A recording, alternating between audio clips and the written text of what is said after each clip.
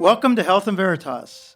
Guess who I am? You're Harlan I'm Harlan Crumholtz. Crumholtz. And we're in the studio. And we're in the studio together. As we do. I'm Howie Foreman. I love you, Howie. It's so I great love to see you too. And it is fun to do this. Once a month, we try to do in-depth coverage of a bunch of topics. And this is our birthday. This is our birthday episode. It is my birthday Exactly. episode.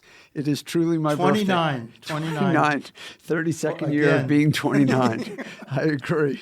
Happy birthday. Thank you very much, Harlan. I know that millions of students made videos to send you over. I don't know if it was millions, but I will credit to Adam Beckman, who has a skill for bringing people together. And the Surgeon General was involved in that? Yes, Surgeon General sent me a nice video and a whole bunch of other people. It was very, very nice. It was very kind. Well, and, everybody wants to celebrate this. It's good to celebrate good things. There's enough bad things. So.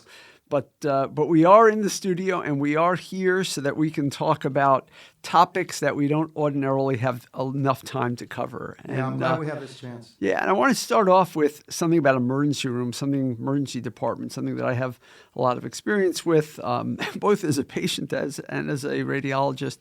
But in the last week, a lot of separate issues have converged. One of them was that various pundits on social and other media, in order to play up the issue around undocumented immigrants, have somehow been using that as an explanation for why our emergency rooms are overloaded and how we shouldn't have to pay for them because they are, taxing the system financially and physically. And by the way, turning away anyone from the emergency room is inhumane, in my opinion. Just let me ask you, since you started on this, isn't this part of this idea that's being promulgated that the Democrats are advocating for paying for health care? That's exactly right. We're paying exactly, but it's actually payments to hospitals. It's not mostly. I mean, there are examples where states are using their own money to pay for Medicaid for immigrants that are on a legal track, and then there's emergency Medicaid available even for undocumented immigrants in certain situations. It is not a meaningful financial issue, but more importantly is, and this is what I want to get to, is ever since 2011 in class, I've brought up this CNN town hall episode where Ron Paul, of all people, is standing there with a few other Ron Paul, just to remind people. Which is the father of Rand Paul. He was the current senator. This is his father, who was a congressman who ran for president a few times and who is a libertarian. Exactly, an avowed libertarian. And I remember this so well. And physician, exactly right. He was an OBGYN, right? His son is an ophthalmologist. God, you remember this well. That's awesome. Yeah. But I talk about this because I remembered it. So I actually went back and I found the YouTube of it to make sure that I wasn't making this up, because sometimes I change the story in my head, and I had it down to almost a syllable. What happens is Wolf Blitzer basically says, what do we do if a 35-year-old comes in, I think unconscious or about to die, and doesn't have insurance? Should we let that person come into the hospital even if they don't have money and they don't have insurance? It's not about documentation. This is about insurance here. And you hear in the audience, someone's like, yeah, meaning turn him away. And Ron Paul, to his great credit, says, absolutely not. Of course we should take care of him. He doesn't even get into the issues around EMTALA, which I'll mention in a second, but he at least says the ethically and morally correct thing is, which is we've got to take care of people when they come to our emergency rooms. And as you and our listeners know, EMTALA, which is the Emergency Medical Treatment and Labor Act, it requires facilities that receive Medicare, which is essentially all, to triage and stabilize patients irrespective of, quote, citizenship, legal status, or ability to pay. So this is in law. This is federal law. And we're approaching the 40th anniversary of EMTALA. I mean, people, just to recollect where this came from, people may think, well, you needed a law for this? Yeah, right, you did. I mean, people come in the emergency room sick and we needed a law to say take care of them? We needed a law for this. But we need this because a lot of the emergency rooms were trying to transfer people out. We call it dumping. They were dumping. People, there were always these It's a terrible word, but it's what they were anecdotal cases, but literally patients would be driven up to another hospital with a gunshot wound in them, transferred from one hospital because they didn't want to take care of them. Because they didn't have insurance and they didn't think they were going to be recovered of the cost. Correct. So then separate from that was an article in the New York Times that received wide attention, focused on a young man who sought... An article just came out last week. Correct. Yeah, okay. We'll put it in the show links as we try to do with everything. Sought care in a New York ER twice over a 2-day stretch and then died at his school, seemingly lacking a full workup. Also subtly in the article were various failures, which we can talk more about, in early year residents, not responding to automated pop-ups on the electronic medical record. The case is brutal. The worst part, of course, is that he died, but it's not unfamiliar. Patients do, in fact, die after care in the ER, in the emergency department, even after appropriate care in the emergency department. In this case, the article at least suggests that the care was not appropriate, but it is very hard to judge that after the fact, and I know we'll talk a little about that. Medicine is miraculous, but it's not perfect.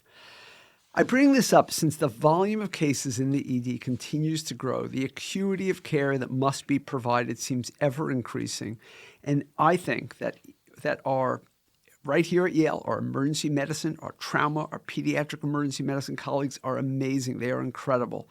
But I just worry that we are exceeding our capacity to provide the care that's needed in an environment when non-emergency providers are less often available on short notice or after hours. I don't think the public has paid attention to the fact that we've had this transformation in our lifetimes from care being given primarily in outpatient settings in doctors' offices for all but the most emergent circumstances to ones now where much care is now relegated to urgent care centers and emergency departments. And I just think we're at the breaking point. Yeah, well, we talked about this a little bit with Kate Halpern, an ED physician who's president of Yale New Haven Hospital. I mean, this is something that's happening everywhere. It's certainly happening here. This story, it's a devastating story about this 20-year-old. 2 visits, like you said, within 24 hours. Both time told he had a virus, and then next thing you know, he dies. I think it showed the kind of this collision of different forces. Individual fallibility. How well can we pick up on things? The systemic overload of our emergency rooms, and then how we manage diagnostic uncertainty. Yeah. And Jeremy Faust, our friend, and who we've had him on the podcast. Jeremy's terrific. Wrote about this week. Jeremy's an emergency medicine physician as well.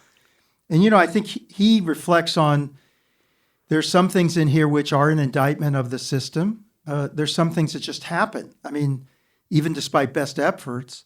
But, these misdiagnoses are multifactorial. And the question is going to be, in an AI world, in a world where technology is emerging, this is my question, can't we begin to help get assistance to figure out better and better? How can we not miss things that are important? I agree. And, how can we get better pattern recognition? We actually were part of a study that was done at Yale with this system called eCart, where we were looking at over 360,000 hospitalizations across the 7 Yale New Haven Hospital institutions. And we were comparing different models, eCart, and then also Epic had a system. There were a couple others. And, you can get quite accurate estimations about who's got sepsis, for example, this widespread infection that can be life-threatening. And I just think more and more what you're going to see is this kind of information being an adjunct to medical care. Now, that's separate from this other issue that's going on in the emergency department, which, we've talked about ad nauseum, which is people being in the emergency room for over a day, days sometimes, on the, not even in a room, on the wall. I mean, it's an insult to their dignity. It's a challenge to their medical state. These people are sick. It's an added stressor. And the hospitals are doing their best. It's all about throughput, but I just don't understand why we can't solve this problem. I mean, and I know we've got smart people, and we've got a wonderful chief of emergency medicine, Arjun Venkatesh, but, I know that they're all working on this, but it just seems like it's been, decades old? You work in the emergency department. How long has it been that we've been, having people just all along the walls? So I wrote the boarding article in the Wall Street Journal, I think about 10 years ago now. And it was a boarding article, meaning patients boarding in the ER and why this is a big problem. Instead of getting them into a hospital room, they are actually, you're calling it boarding. They're That's actually, what they call it. That's what they call it. It's the technical term. No, but I mean for listeners, I'm just saying we have their hospital stay is in the hallway in the emergency department. And by the way, like to put this in perspective, and we touched on it again, as you said with Dr. Halpern, we have so many social ills out there that there are legitimately, particularly in the dead of winter, there are patients that are coming to our ER because it is the place that they can get a sandwich. It is the place where they can lie down safely for a few hours. We don't have a mechanism by which to tell these people that, you know what, even though you have diabetic ulcers, even though you have all these other problems, since today all you need is a sandwich and lying down, we're going to turn you away. We just can't do that. And so that's one set of ills. And the other is that as our population ages more and more, we have more and more individuals that do require acute interventions, tune-ups, and so on, where they're going to bounce back no matter what we do. Or maybe not. Maybe we could do better in the outpatient setting, but we don't have the incentives set up to do that. I just wonder if we should be benchmarking our community, saying, how many hospitalizations per capita do we have? What's the real demand? How much of this is being driven by social issues? What kind of investments need to be made to decompress that? But, I sort of feel like we don't set a goal for ourselves. Say, what would a healthy community look like, age-adjusted? How many hospitalizations should there be? And then where should we be making investments to reduce the number of hospitalizations that are necessary? I think I've told you before, I talked to the board at the hospital one year, and I said, our goal should be to be able to shut half our beds because we've improved the health in our community. And that wasn't received very positively. I mean, look, I walk through downtown because I live there all the time, and I see so many people afflicted with substance use disorders, many of whom that if you would tap them on the shoulder would qualify to come into the emergency room. Some of them are practically unconscious. There is incredible need, but most of those needs tend to be social needs, and we're not meeting them, and so we meet them in the hospital. Yeah, a repetitive theme on this program as we talk about, even when we were talking about insurers investing in in food subsidies and so forth. That's right.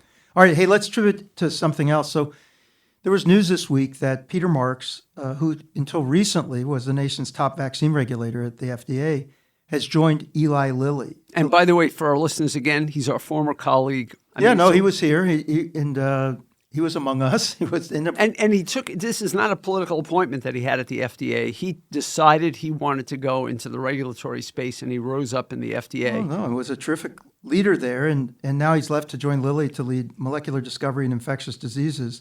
He was the one really who drove Operation Warp Speed. That's right. And again, one of the leading accomplishments of the first Trump administration, but was forced out just recently. Yep.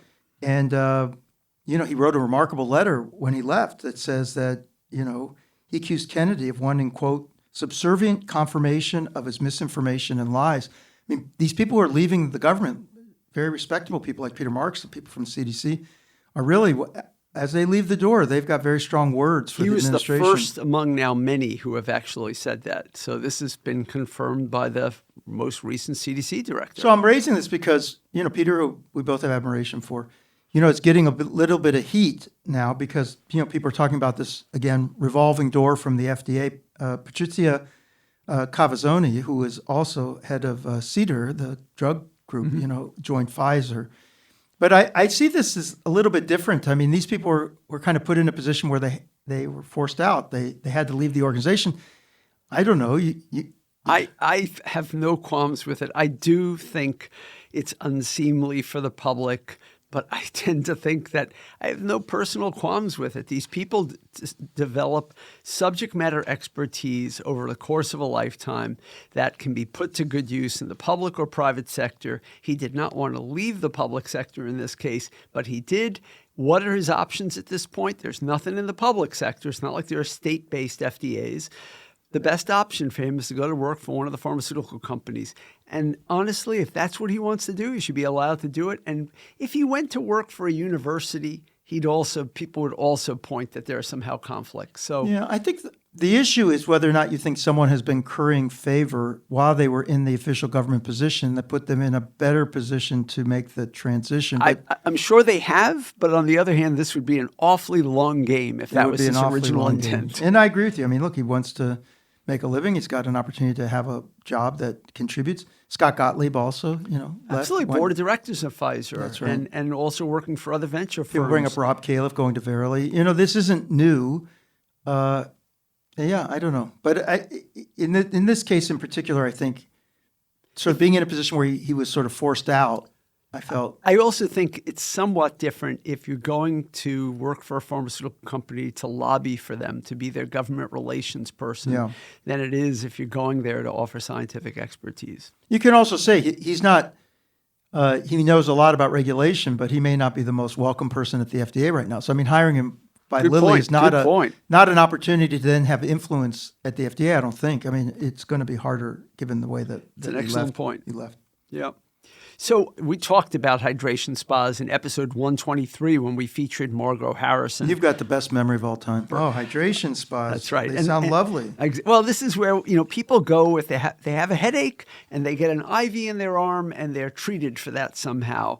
We talked about the lack of regulatory oversight, the overreach of offerings. Remember? Oh, you mean it's not like sitting in a sauna? It's actually getting IVs. Yeah. It's getting IVs and risks and real risks that come with it. And right after that show, I offered to my students, because we had class. You offered them hydration therapy. Well, not quite. I offered them an option to work on a project around hydration therapy. And one of them, Anisha Sivakumar, took me up on this. And we talked about how to systematically collect data at the state level and also to do a secret shopper study to see the real world experience of patients who might encounter these spas. And we brought in our colleague, Joe Ross, because he has far more experience and expertise on FDA And what about regulations. your friend Harlan Krumholtz? We did not bring my friend Harlan Krumholtz in on this one.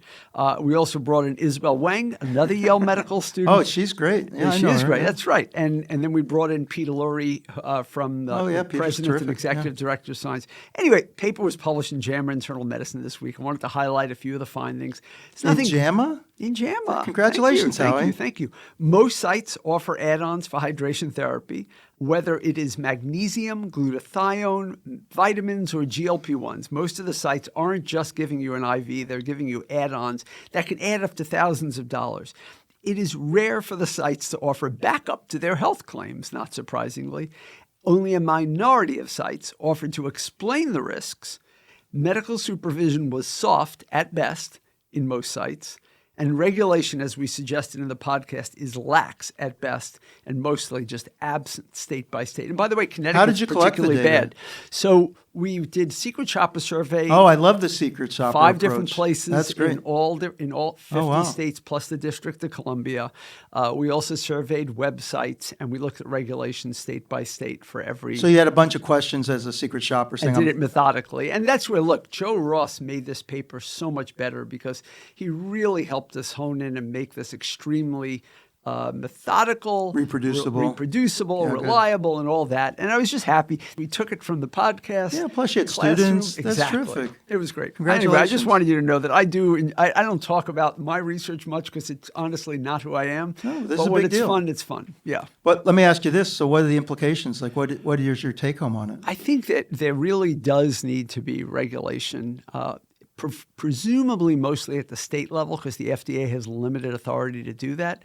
And look, the state of Connecticut, I think, is a good example. I think it's incumbent on state public health offices to be paying attention to this issue and at least having some accountability. It should not be a Wild West out there. And by the way, in some of the quotes of the coverage of our article, I forget what's called the American Health Spa Association or whatever. These guys are in favor of regulation. They see this as something where you need some more organization. It should not be that just anybody can hang an IV bag and stick it in your arm. Well, since you've got the machinery set up, why don't you look towards stem cells next? So, it's a good question.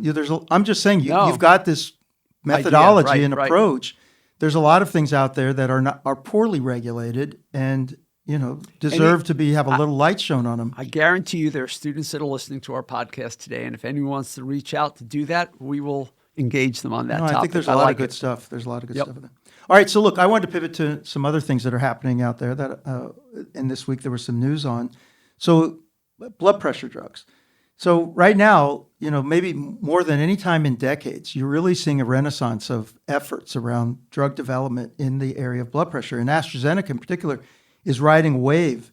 They had sort of transformed themselves into an oncology powerhouse, but it's doubling down on cardiovascular and metabolic disease. And our friend, Mikhail Kosybora, I don't know if you know this, Mikhail is actually leading all the non-oncology drug development work at AstraZeneca now. I did not know that. I knew he was like in Kansas at the Heart Institute somewhere there. He's gotten this big job, and Wow. I'm really proud of him. He's just doing a terrific job. That is great. And they really think AstraZeneca now, as a strategic area, thinks that they're going to be aiming for $80 billion in revenues by 2030, with about 20 new drugs expected by the end of the decade in this area of cardiometabolic.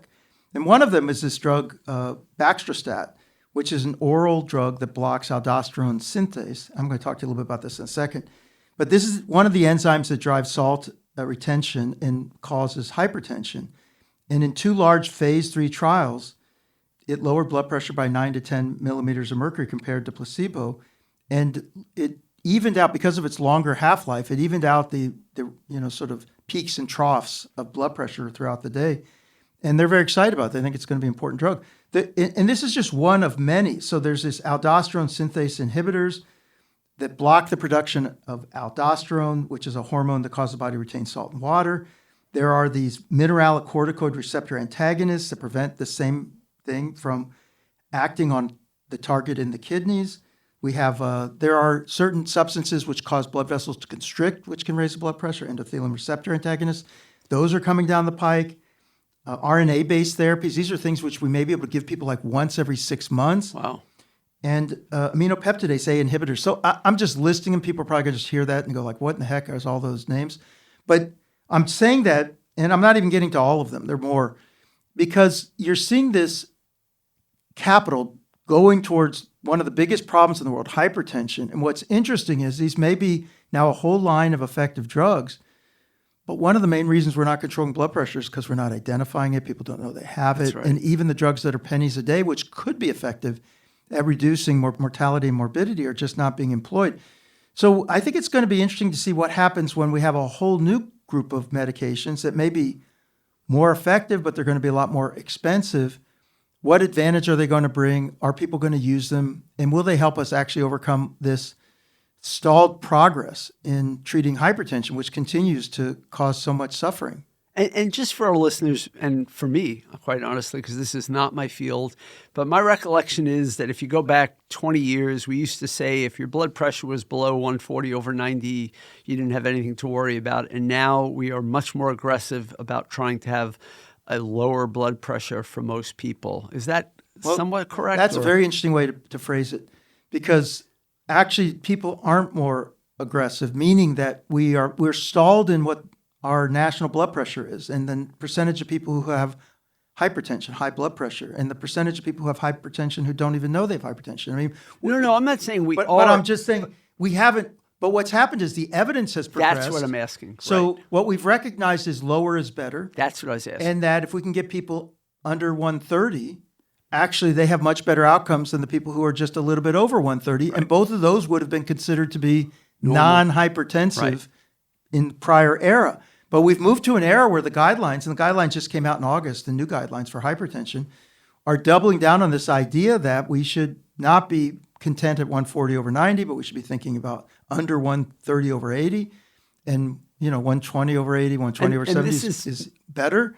But we're not doing it. But it's not dissimilar from where we once were with cholesterol, where we used to think, like, if you're over 200, you have to treat it. If you're under 200, we're not going to worry. And then over time, we realized getting people lower and lower was helpful. That's right. But we have made progress. More people are on statins, and cholesterol levels have continued to drop. There still are people who are being overlooked, but in hypertension, it's just mind-blowing because since about 2010, I've talked about this 2010 when we really flattened out on progress for cardiovascular mortality, but since about 2010, also in hypertension, if anything, it's gotten a little bit worse in the country. So the evidence says we should do more. Be doing more. We should get people to lower levels, and we just don't seem to be making progress. So that's why I'm raising it. Is the problem really medications, or how we're implementing evidence? Right. And if these new medications come out, will they be a net positive? Will people use them?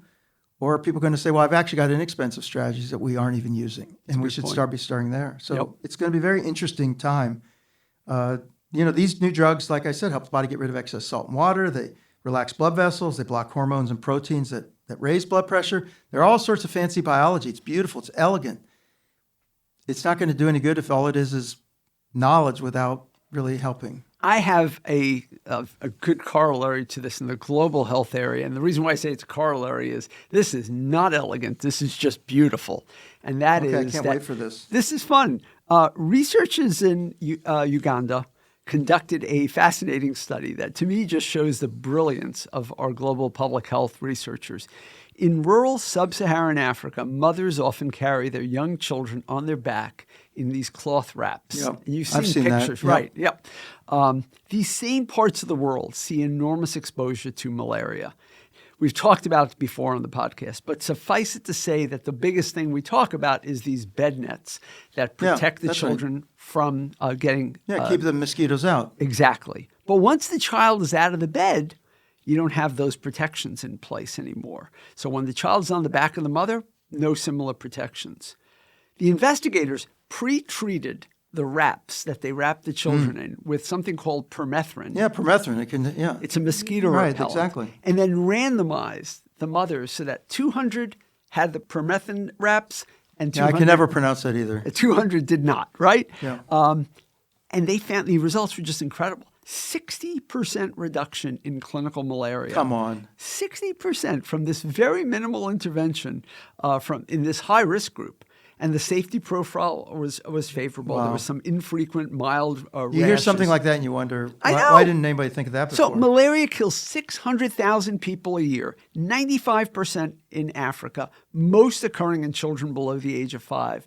And here you have a relatively inexpensive innovation that has... When they wash it, does it wash out or they have to keep pre-treat it? They talked about the mechanisms by which they could pre-treat it, but retreat it, I should say.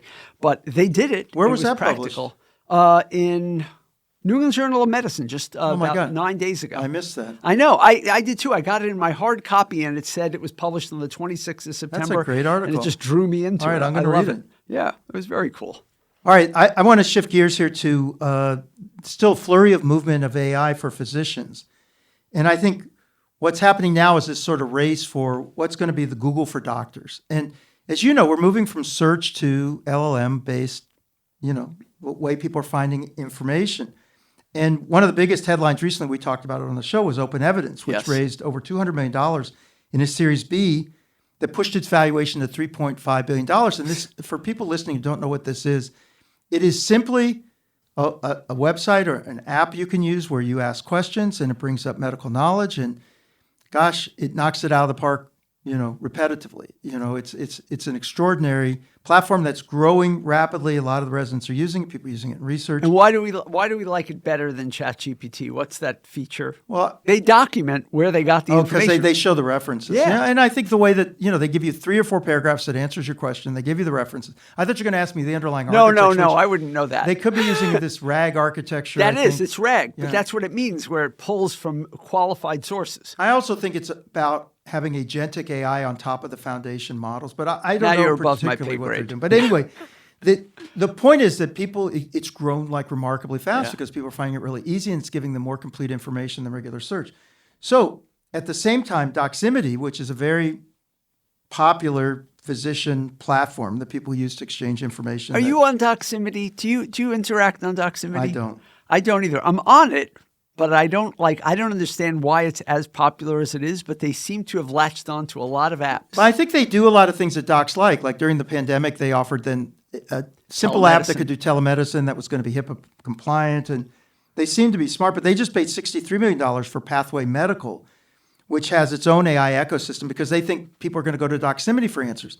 Then meanwhile, UpToDate, which became the sort of online medical textbook. Everybody uses UpToDate. So, but I think that Open Evidence was going to make, are people going to use textbooks anymore when you can sort of create your own de novo chapters by asking questions of Open Evidence? So now they've just launched an UpToDate expert AI to try to compete with in this world. I think this is going to be a very interesting space to watch. What are doctors going to gravitate to? What are they going to trust? What's the quality of information that's going to be produced?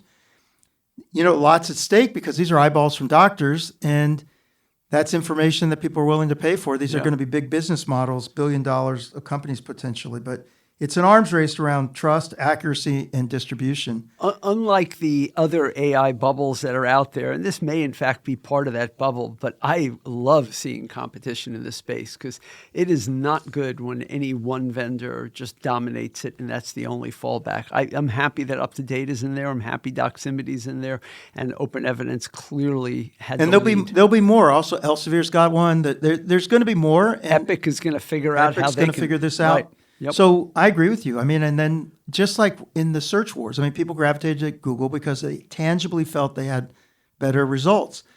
Whoever's going to win should be because we feel we're getting the answers that we need. That's right. And look, I don't think Google was the first. I mean, I think when we think back to these things, Yahoo had the lead there. Yahoo is like the lead in search in the 90s. How about Ask Jeeves? You know Ask Jeeves? Ask Jeeves, that's right, and Bing. Yeah. I mean, these are all out there, and they certainly were competitive, but Google won that at least at the time.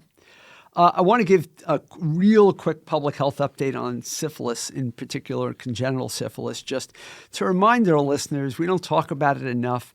We did cover this on the podcast either 1 or 2 years ago, but even though there's a decline in reported syphilis cases, we're actually witness to a 700% increase over an 11-year period in congenital syphilis, which is just a horrible disease and one that is 100% preventable. And it just should remind us all, as we talk about these great strides in global health, domestically, something that is 100% preventable is leading to thousands of children being born with a disability that they should not have. I think that's a great point. And since you're going to go on a public health note, let's do some quick hits here at the end. You got it. I just want to know your view on what's going on at the CDC. This week, CDC formally endorsed the recommendations from the new RFK Jr.-led panel that's going to roll back several longstanding immunization practices. They removed its previous blanket recommendation for all adults 65 and older to receive COVID vaccine. For parents, the CDC effectively eliminated the option for combined measles, mumps, rubella, varicella vaccine. I don't even understand this exactly because the manufacturers only produce these combined vaccines. And then there came something even more striking where the acting CDC director, who also serves as deputy secretary at the Health and Human Services, the department that RFK Jr. runs, then called on manufacturers, I think on Twitter. In a tweet. On Twitter. Crazy. Or X, to break up the MMR shot into 3 totally separate vaccines, which goes along with something that President Trump mentioned. Which is a horrible thing to do. I mean, number one, there is... And there was a guy, Howie Foreman, who commented on this on X also. I did comment on X. I mean, it is a horrible thing. I mean, I couldn't stop myself. I really couldn't, because it's a horrible thing to do. Number one, we know that parents already have trouble getting to the doctor every 3 months, every 4 months when a child is newborn. Like, it's already a struggle. By breaking it up, you're basically... By the way, especially people who are working hourly jobs. Absolutely. And, you're under stress. Encouraging noncompliance. And secondly, there is zero evidence. There is not a scintilla of evidence that the combination has any harm. It only has benefit.